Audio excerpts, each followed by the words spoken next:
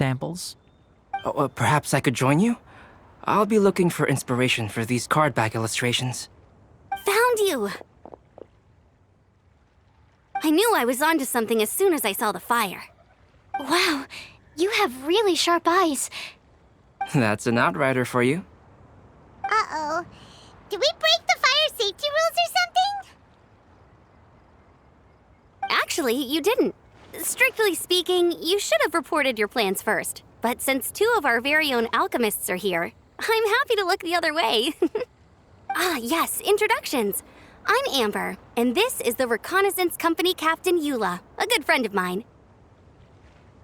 Good evening. You are friends of Kale, yes? A pleasure to meet you.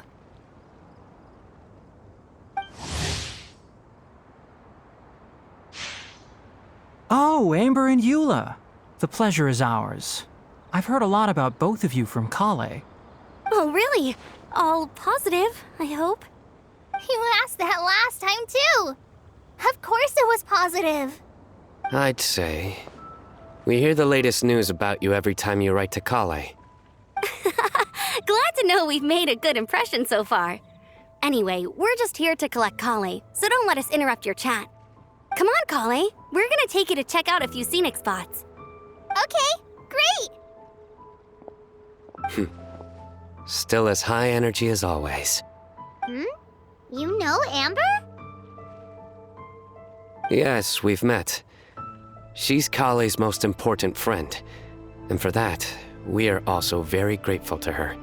That's Amber for you. Her outgoing personality means she can make friends with just about anybody. It's getting late, and we still have a lot lined up tomorrow. I suggest we all head back and get some rest. All right, I'll start packing up.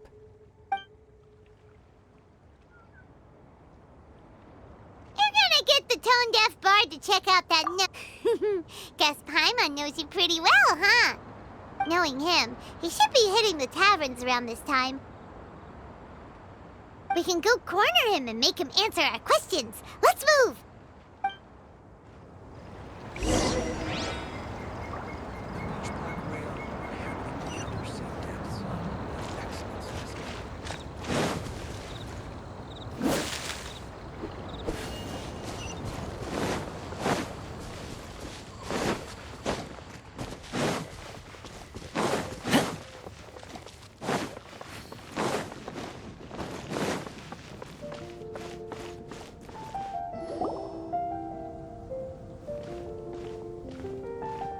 Oh, it's been a while.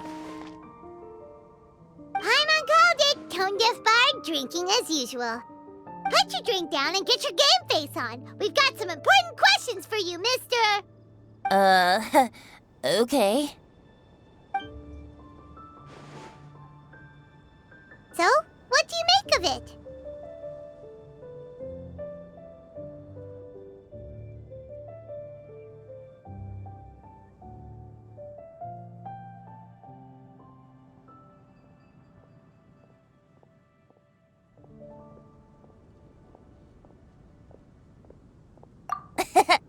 Aren't you forgetting something? It's the Windbloom Festival right now. You can't just go around asking people for help so blatantly. Ugh. Well, if you won't tell us the answer, could you at least tell us if this thing's worth a shot? Sounds to me like you want a hint or two.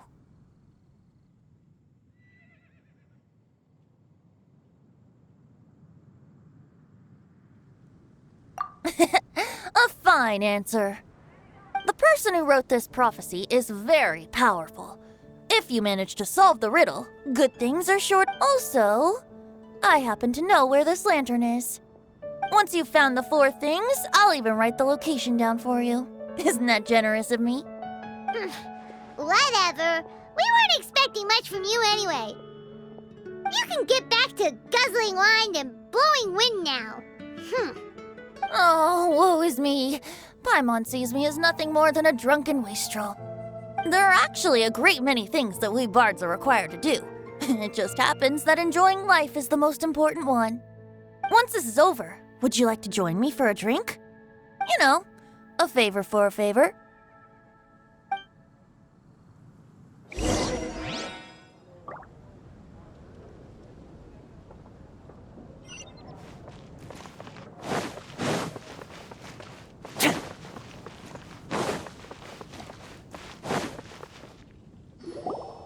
flower that is not of this world.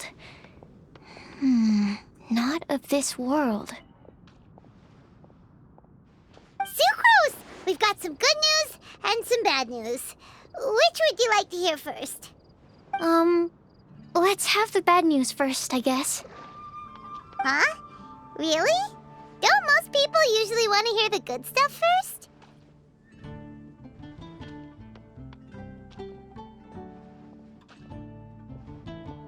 Oh, alright then.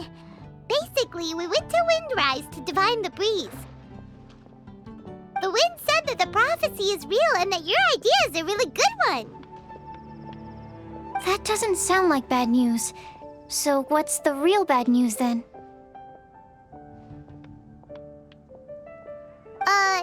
Paimon ate the bad news!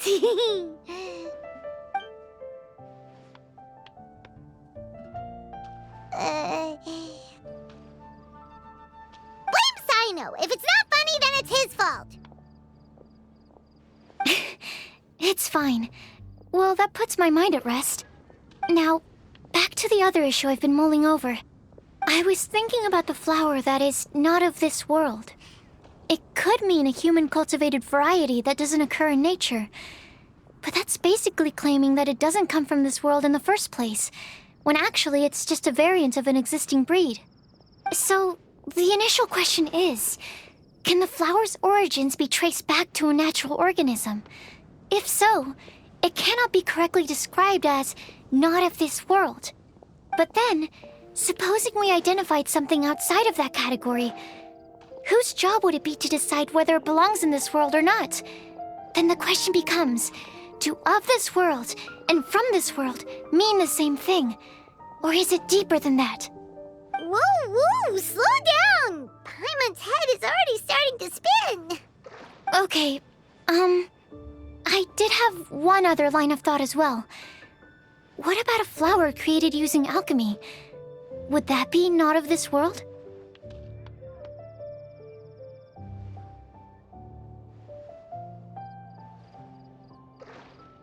Albedo may know the answer, but asking him right away would be like asking the teacher for the answers to your exam paper. It would render our search for the truth meaningless. I'd rather try and figure this out for myself. Could it be the wind bloom? Oh, now that you mention it, that's definitely a possibility. The wind bloom doesn't refer to a specific flower. Everyone defines what it means for themselves. In which case, the wind bloom doesn't exist in reality. This does seem like a promising direction. I've made a note. Okay, I better go read up on this. Yay! Paimon was actually useful this time! Guess we have that sweet madame to thank, huh?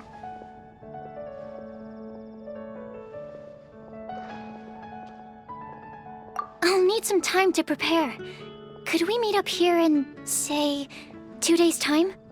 Sure thing! In the meantime, we'll also think about the other 3 riddles in the prophecy.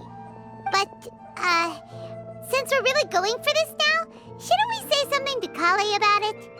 I originally wanted to leave it as a surprise for her, and I also didn't want to get her hopes up over nothing. But you're right, Paimon. I'll need to be careful how I word it. But I'll try to find some time over the next couple days to mention it to her.